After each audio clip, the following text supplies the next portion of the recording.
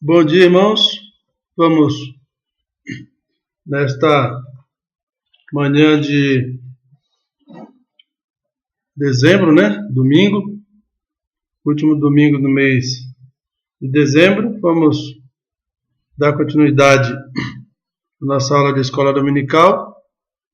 Convido a todos a reservarem este tempo agora para a gente poder ter a nossa aula, que hoje vamos continuar falando sobre o nascimento de Senhor Jesus Cristo. Coloquei aqui o nascimento de Jesus. Continuação, porque hoje, na verdade, não vou contar toda a história novamente, como domingo passado, e a aula ficou grande. Mas hoje nós vamos apenas destacar algumas coisas que são interessantes a gente observar, que estão no texto e faz parte do relato da história, da linda história, do nascimento de nosso Senhor e Salvador Jesus Cristo. Então eu gostaria de convidar os irmãos a reservar esse tempo agora. Se quiser pode pausar o vídeo. E vamos ler Lucas capítulo 2, versículo de 1 a 7. E aconteceu naqueles dias que saiu um decreto da parte de César Augusto para que todo mundo se alistasse. Este primeiro alistamento foi feito sendo Quirino presidente da Síria. E todos iam alistar-se, cada um à sua própria cidade. E subiu também José da Galileia, da cidade de Nazaré, à Judeia, à cidade de Davi, chamada Belém, porque era da casa e família de Davi, a fim de alistar-se com Maria, sua esposa, que estava grávida. E aconteceu que, estando eles ali, se cumpriram os dias em que ela havia de dar à luz. E deu à luz a seu filho primogênito, e envolveu-o em panos, e deitou-o numa manjedoura, porque não havia lugar para eles na estalagem. Então essa é a narrativa de Lucas sobre o nascimento de nosso Senhor e Salvador Jesus Cristo. Nós lemos na semana passada, Hoje é 27 de dezembro, então 2 dias apenas depois da data da comemoração, e nós queremos destacar com os irmãos os pontos importantes, relembrar, irmãos, o que a história os irmãos já a têm de qual é salteado, sabe bem, mas o momento é propício para a gente fazer essa revisão e esses destaques dentro do assunto, sobre o nascimento de nosso Senhor e Salvador Jesus Cristo. E o primeiro destaque que eu quero fazer com os irmãos, não fiquem aí decepcionados, nem bravos, a ideia não é essa, mas o Senhor Jesus Cristo não nasceu em dezembro. Aqui em Lucas 1:5 diz assim: existiu no tempo de Herodes, rei da Judeia, um sacerdote chamado Zacarias, da ordem de Abias, e cuja mulher era das filhas de Arão, e seu nome era Isabel. Então, irmãos, eu deixei grifado aqui o detalhe aqui da ordem de Abias, Esse detalhe aqui, essa ordem de Abias, dá para a gente calcular, e a gente não vai fazer isso hoje, talvez numa outra época a gente faça a demonstração, de que a partir do turno de Abias podemos chegar a uma conclusão de quando foi o mês, pelo menos, Temos aí uma ideia bem próxima de que o Senhor Jesus Cristo, logicamente, não nasceu em dezembro, mas o mais provável é que o Senhor Jesus tenha nascido no mês de setembro, quando se comemorava a festa dos tabernáculos. Esse estudo é baseado realmente nesse fato, essa data que é dada aí, a ordem de Abias, e a gente pode então chegar a esta conclusão. Mas hoje já é conhecido e já aceito, os irmãos ouviram várias vezes, de que o Senhor Jesus não nasceu em dezembro, Apenas no século IV foi escolhida essa data para que se comemorasse o aniversário do Senhor Jesus. Então, não vou entrar em mais detalhes, que eu pretendo ser resumido aqui, mas só lembrando que Cristo não nasceu em dezembro, mas essa foi uma data escolhida, e hoje o mundo inteiro cristão, né, comemora então o nascimento do Senhor Jesus Cristo em dezembro, como se ele tivesse nascido em dezembro, mas o fato é que ele deve ter nascido em setembro, né, quando se comemorava até a festa dos tabernáculos. Daí vem a expressão de que Deus veio tabernacular conosco, né?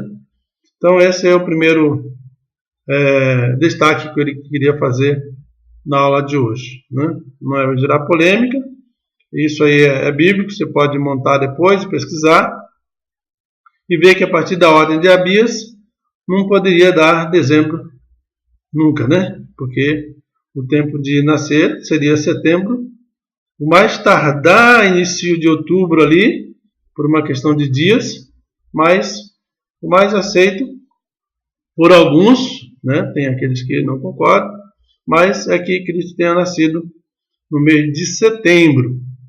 Lembrando que dezembro foi escolhido para comemorar.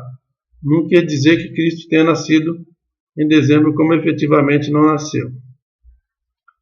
Segundo destaque, que eu quero fazer com os irmãos aqui, eu estou chamando de Deus conhece o coração. Isso aqui, assim, não estou fazendo interpretação bíblica, também não estou fazendo nenhuma espiritualização do texto. Apenas um relato e eu quis destacar isso. Veja que o anjo, quando ele aparece a Zacarias, disse então Zacarias ao anjo: como saberei isto, pois eu já sou velho e minha mulher avançada em idade. Irmãos, lembra que o anjo apareceu a Zacarias. Zacarias estava servindo lá no templo, no seu turno. Ele veio falar sobre o nascimento de João Batista. Agora preste bem atenção. Disse então Zacarias ao anjo: como saberei isto, pois eu já sou velho e minha mulher avançada em idade. Logo que o anjo responde em seguida, né, a essa pergunta de Zacarias, o anjo se identifica, ele fala que ele é Gabriel, e logo em seguida ele diz: eis que ficarás mudo e não poderás falar, até o dia em que estas coisas aconteçam, porque não creste nas minhas palavras, que a seu tempo se hão de cumprir. O que eu estou querendo destacar aqui, irmãos, é que o Senhor Deus, ele não impede a nossa comunicação com ele, já que somos salvos pela sua graça, mas a Bíblia diz que sem fé é impossível agradar a Deus. E o Senhor Deus percebeu que o Zacarias não creu nas palavras do anjo. E em seguida veio aí para Zacarias uma espécie de correção pela sua incredulidade. Eu estou querendo destacar que Deus conhece o coração, porque mesmo que a nossa boca afirme ou negue alguma coisa, o Senhor Deus conhece o nosso coração. O Senhor Deus conhece o nosso coração, o Senhor Deus conhece todo o nosso ser. Não estou aqui julgando Zacarias, estou dizendo o que aconteceu. É que quando ele pergunta ao anjo, não foi uma pergunta carregada com a fé, mas foi uma pergunta, Deus entendeu que era carregada com a incredulidade, ele não creu nas palavras do anjo. E aí, como os irmãos conhecem a história, Zacarias ficou mudo até o dia, né, em que João, no caso aqui João Batista, né, nasceu e ia receber o seu nome, quando Zacarias então, ele fala que o nome deveria ser João. Mas o destaque aqui é que no nosso relacionamento com Deus, e aqui aconteceu no caso de Zacarias, Deus conhecia profundamente o coração de Zacarias, como conhece o meu, como conhece o seu, né? Mas está no relato histórico aqui, que Zacarias não creu, e por essa razão foi disciplinado ficando mudo por um período. Outro destaque que eu quero fazer com os irmãos aqui é a respeito de Gabriel. Gabriel, o mensageiro. O nome Gabriel significa homem de Deus, né? Na tradução, a palavra no hebraico lá, o nome, cada nome tinha um significado. E Gabriel significa homem de Deus. Agora perceba, irmãos, que o Zacarias, Gabriel aqui, estou chamando ele de o mensageiro, porque ele traz a mensagem para Zacarias. Os irmãos podem lembrar que Lucas 1,19, não vou ler aqui, mas o anjo se identifica, eu sou Gabriel. E para Maria também, ele se identifica, diz que ele é Gabriel, e no sexto mês foi o anjo Gabriel. Então Gabriel é um anjo mensageiro. Agora o que eu quero destacar aqui é que Gabriel ele é mencionado apenas 3 vezes na Bíblia. Né? Esse anjo é mencionado. 2 vezes aqui, uma para Zacarias e uma para Maria. E uma vez no Velho Testamento, quando ele explica a visão para o profeta Daniel. Então, pegando aqui a ideia de mensageiro, que nós, aproveitando a época de festividades aí, aproveitarmos para levar a mensagem da salvação para as pessoas, né? Nós somos os mensageiros. Os anjos queriam pregar o evangelho, mas Deus não deixou, deu a responsabilidade para nós e somos nós que devemos levar a mensagem, sermos agora os mensageiros, né, da mensagem do evangelho da salvação para as pessoas. Não com um negócio de Papai Noel daqui ou Feliz Natal daqui, né, irmãos? A gente deve ter zeloso também em outras áreas. E lembrar que a nossa responsabilidade como mensageiro é pregar o evangelho para todas as pessoas, né? Mas ficamos conhecendo aqui Gabriel, o mensageiro, que é mencionado apenas 3 vezes nas Escrituras, mas era o anjo mensageiro. Outra coisa que eu quero destacar aqui é que os irmãos observem, né? Assim, e eu coloquei o texto aqui: Deus te conhece pelo teu nome. Deus te conhece pelo teu nome. Você vai ver lá que em Lucas 1,30, o anjo, ele já sabia o nome de Maria. Interessante isso, né? O anjo apareceu a Maria e o anjo sabia o nome de Maria. Em Mateus 1,20, nós temos aqui um outro caso também, em que o anjo aparece a José e o anjo sabia o nome de José. Tinham percebido isso? O anjo já sabia o nome. Então, eu só quero destacar, nessa breve destaques que estamos fazendo aqui, que os anjos sabiam o nome das pessoas a quem eles vieram trazer as mensagens. E eu quero dizer para os irmãos que Deus te conhece pelo teu nome, né? Deus te conhece pelo teu nome. E talvez você que está me ouvindo e ainda não entregou sua vida ao Senhor Jesus Cristo, Emmanuel, Deus conosco, Deus também te conhece pelo teu nome. E Ele tem uma mensagem de salvação para o teu coração. É bom que a gente perceba, né, esse detalhe tão precioso, que o nosso nome é conhecido lá nos céus. Então Deus te conhece pelo teu nome. O anjo falou com Maria, falou com José, e eu não sei exatamente o nome de você que está ouvindo a lição, mas saiba, Deus te conhece pelo teu nome, e Ele tem a mensagem da salvação para você. Cristo veio nascer, né? Veio encarnar, veio sofrer aqui, veio viver, morrer naquela cruz, executar o plano salvífico de Deus. Ali na cruz ele deu seu corpo, seu sangue, a sua vida, para que você pudesse ser salvo. E Deus te manda essa mensagem porque Deus te conhece também pelo teu nome. Deus te conhece pelo teu nome. Aqui eu estou chamando de ser, esse detalhe que estou dando é preciso acreditar. Os irmãos vão ver que, ao contrário do que aconteceu com Zacarias, nós temos aqui, de novo,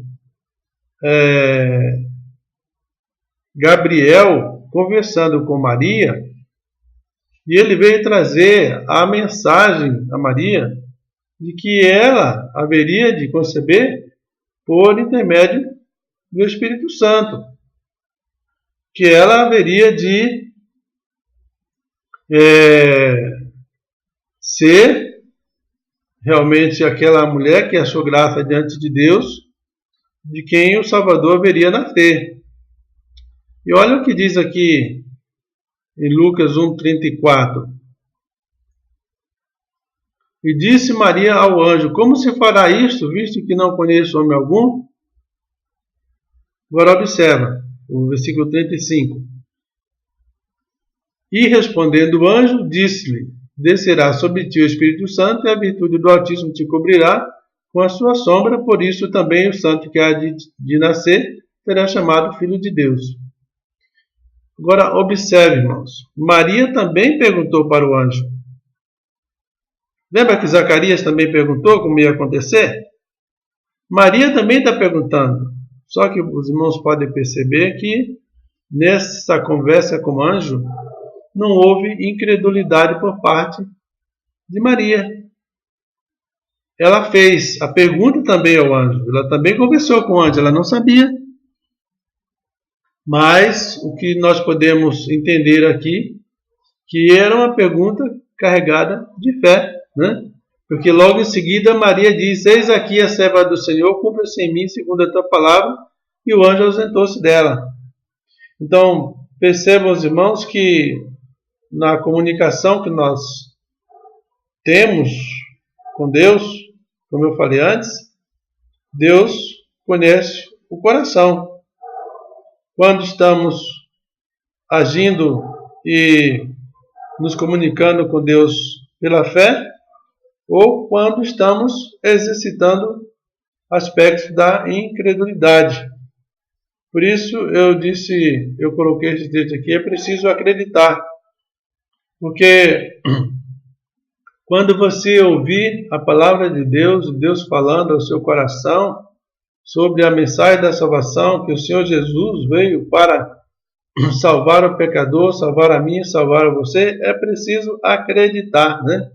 Não fique na dúvida, não fique na incredulidade. Faça como Maria fez, acredite na mensagem que vem de Deus, porque com certeza o seu Deus mandou o Senhor Jesus Cristo para salvar a sua alma. E assim como Maria creu na mensagem, você também pode crer hoje em dia na mensagem do Evangelho, quando nós pregamos, quando a palavra de Deus afirma que todo aquele que invocar o nome do Senhor será salvo. É preciso acreditar. Inclusive, em determinada ocasião, o Senhor Jesus Cristo mesmo, depois de adulto no seu ministério, ele falou aos seus discípulos: tende fé em Deus, né? Então, esse é o destaque que eu queria fazer. Zacarias fez uma pergunta carregada de incredulidade. Maria fez uma pergunta carregada de fé. A pergunta de Zacarias teve uma repreensão por parte do Senhor, ele ficou mudo. E a pergunta de Maria foi totalmente respondida e compreendida por Deus como sendo uma expressão de fé, na qual Maria entregava seu corpo, a sua vida, o seu ser, para que Deus assim fizesse a sua vontade. É preciso acreditar, jamais duvide de Deus. Aqui é um assunto que está relacionado aqui com Lucas. Eu coloquei grávida de 3 meses. Mas por quê, irmãos? Porque depois que Gabriel conversou com Maria, pouco tempo depois, Maria, ela, logo em seguida diz o texto de Lucas, que ela foi para a região montanhosa, foi para a casa de Isabel. Isabel, mãe de João Batista, que naquele momento estava grávida também. E diz o texto que Maria ficou lá aproximadamente 3 meses. Está no versículo 56 de Lucas. Maria ficou com ela quase 3 meses e depois voltou para casa. Então aqui, nesse ambiente de voltou para casa, é que entra a pessoa de José, né? Quer dizer que Maria estava comprometida com José, estava desposada, estava comprometida para o casamento, né? Quando Maria já estava grávida de quase 3 meses, José percebeu a gravidez e José, diz o texto lá de Mateus 2, que José tentou deixar, né, Maria, mas houve uma intervenção divina através do anjo, né, e José obedeceu à voz de Deus e aceitou Maria como a sua esposa. E Maria teve o primeiro filho, primogênito, como diz o texto, né, que foi o Senhor Jesus Cristo, concebido pelo Espírito Santo. Depois, então, Maria teve outros filhos, conforme relata as Escrituras sobre os irmãos do Senhor Jesus Cristo. Mas eu quero fazer esse destaque aqui, né, que quando Maria voltou de lá da região montanhosa, que ela foi à cidade de Judá, onde morava, a uma cidade de Judá, né, da região de Judá, onde morava Isabel, quando Maria voltou, ela já estava quase 3 meses. Mas José, ele foi um homem também de fé, um homem obediente a Deus, um homem que cumpriu o seu papel, né, cuidando do Senhor Jesus Cristo, sabendo que o Senhor Jesus Cristo era o Deus encarnado, e assim ele pôde cuidar do seu filho, ali também o Senhor Jesus Cristo, né? José e Maria. Mas destacando essa questão da grávida de 3 meses. Outra coisa que eu quero, assim, são detalhes para observar, né? Está na história e a gente não percebe. Mas os irmãos vão perceber que o fato de José querer deixar Maria está relacionado em Mateus, né? Só Mateus que fala isso, Mateus 1 e Mateus 2. O destaque aqui, para os irmãos perceberem, que o anjo, ele aparece a José somente em sonho. Veja que Gabriel apareceu, foi ali um aparecimento do anjo para Zacarias. Zacarias viu o anjo, né, enquanto estava ali acordado, né. Maria também viu Gabriel. Maria não estava dormindo, ela estava acordada. Gabriel entrou e saudou Maria. Então ela viu. Mas no caso de José, o anjo só aparece a José em sonho.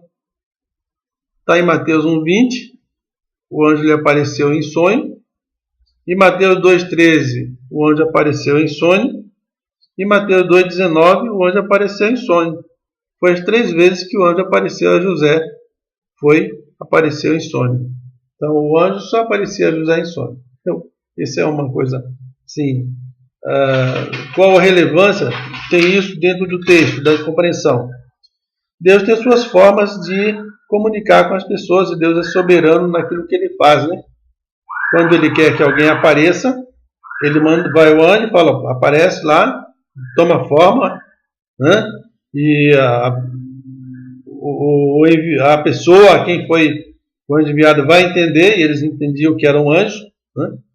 Mas no caso de José apareceu apenas em sonho, né? O anjo aparece em sonho. Nós sabemos que isso hoje não acontece mais.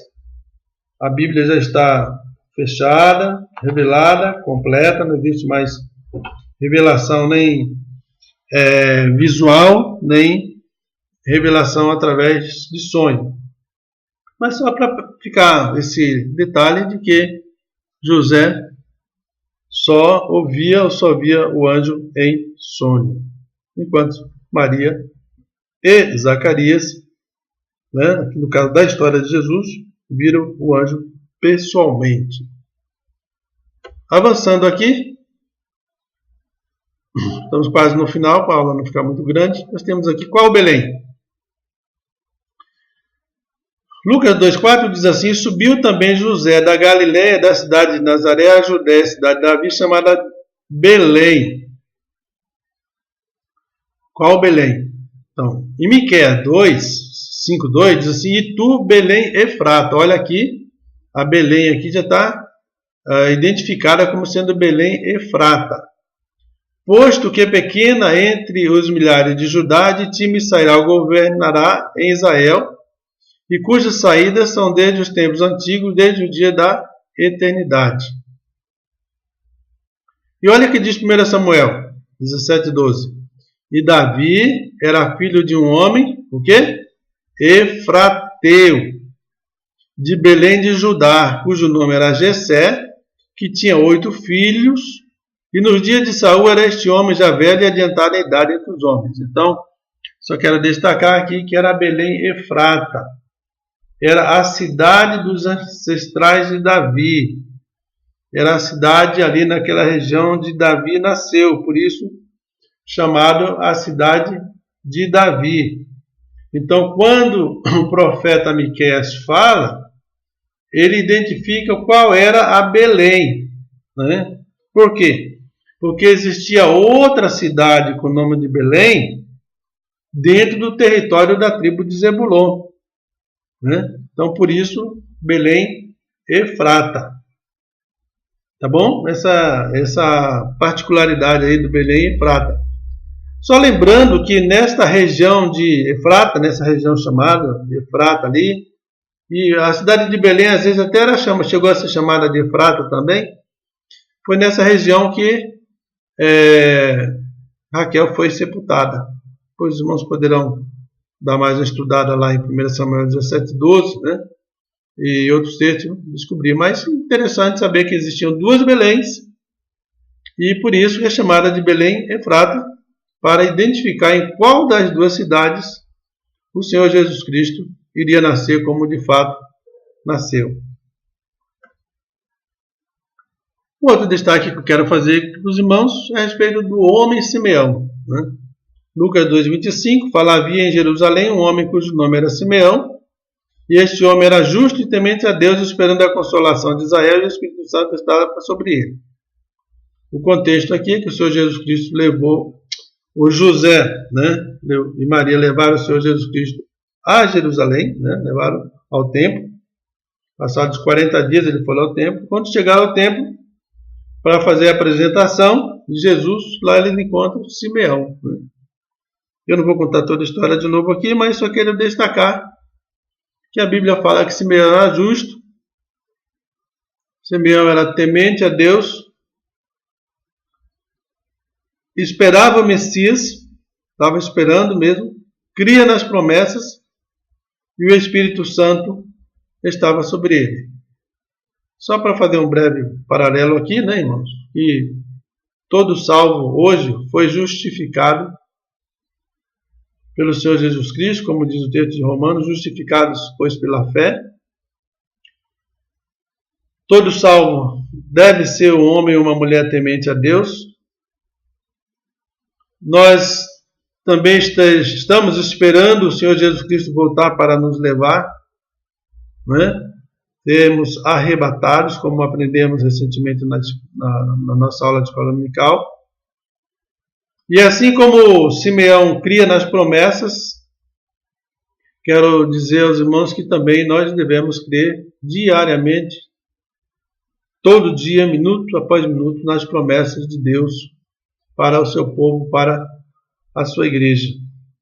E destacando aqui também que assim como Simeão tinha o Espírito Santo sobre ele, né? Nós aqui fazendo esse paralelo com Simeão e aproveitando das qualidades maravilhosas desse homem de Deus, nós temos o Espírito Santo de Deus habitando em nós e devemos viver uma vida guiados pelo Espírito de Deus, que a Bíblia diz que todos aqueles que são guiados pelo Espírito de Deus são filhos de Deus. Então, destaque, o homem Simeão. Aí você pode colocar o homem seu nome, né?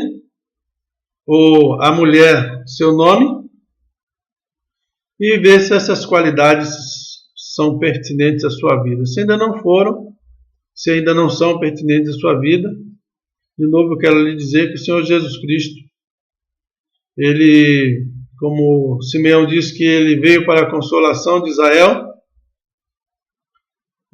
o Senhor Jesus Cristo veio para que você pudesse descansar nele, ter seus pecados perdoados e passar toda essa eternidade com o Senhor Jesus no céu. O homem, Simeão e suas qualidades. Por último, irmãos, não menos importante, porque nós teríamos muitos detalhes para ver, eu quero destacar aqui presentes para o rei. Mateus 2,11,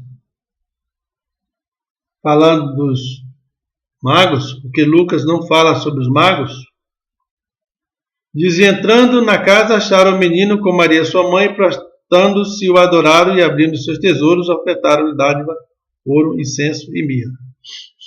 Então, Deus é soberano em todas as coisas, e Deus conduziu estes homens, que a Bíblia dá aquela palavra magos, né, ou astrólogos, para saírem da sua terra distante. Não podemos definir exatamente ali de onde vieram, mas vieram ver um rei, né? É tanto que Herodes se sentiu incomodado, criou uma confusão muito grande por causa disso, mas eu quero destacar só o fato de que eles trouxeram presentes para um rei, né? Quem era o rei? O Senhor Jesus Cristo, o rei de Israel, o rei dos reis, o Senhor dos senhores, encarnado ali, né? Naquela criança, naquele menino, né? E os irmãos vão perceber também aqui que Jesus não está mais na manjedoura, que o versículo 2:11 diz: entrando na casa. Agora ele já estava em uma casa. E eles entregaram ouro, incenso e mirra. Era muito comum naquela época, quando se visitava um rei, levar-se presente para o rei. E os irmãos lembram do que a rainha de Sabá visitou a Salomão, né? Visitou a Salomão, trouxe todos aqueles presentes para Salomão. Então era comum se visitar um rei e levar presentes. Assim, o Senhor Jesus Cristo recebeu presentes. Eu creio que o próprio Deus mandou, né, aqueles homens fazerem isso. E aqui não existe nenhuma espiritualização, porque ouro é ouro em qualquer época, né? O ouro tem o seu valor econômico e financeiro em todas as épocas, mas alguns querem colocar aqui alguma aplicação, mas não chega a forçar nada em termos, né? Mas o ouro sempre indicando a realeza de Cristo. Isso aqui não é uma definição teológica, né? Apenas uma abordagem paralela do que o ouro podia significar, mas ouro significava era ouro mesmo. Então, Deus mandou ouro para o seu José criar Jesus naqueles primeiros dias, que José era pobre, né? E José tinha que fugir para o Egito e levar ouro para ele. Não sabemos quantidade de ouro que foi, mas é digno de presente para um rei. Também mandaram incenso, e aí a gente podia dizer que o incenso fosse por causa da sua posição de sumo sacerdote, e a mirra, né, que era usado em ocasiões mais voltadas para a preparação do corpo, né, mas também tinha o seu aroma para indicar o seu sofrimento e sua morte. Então, são pequenos detalhes que eu quis levantar. Não tenho aqui nenhuma espiritualização do texto, mas apenas mostrando esses detalhes para os irmãos. Tá bom? A nossa aula de hoje está finalizando, mas eu não queria finalizar a aula, porque eu sempre acredito que o professor tem que fazer a aplicação daquilo que ele ensina, né? Porque não está ensinando, mesmo que ele leia, então somente leia a Bíblia, e graças a Deus, tudo que ele pode fazer é isso mesmo.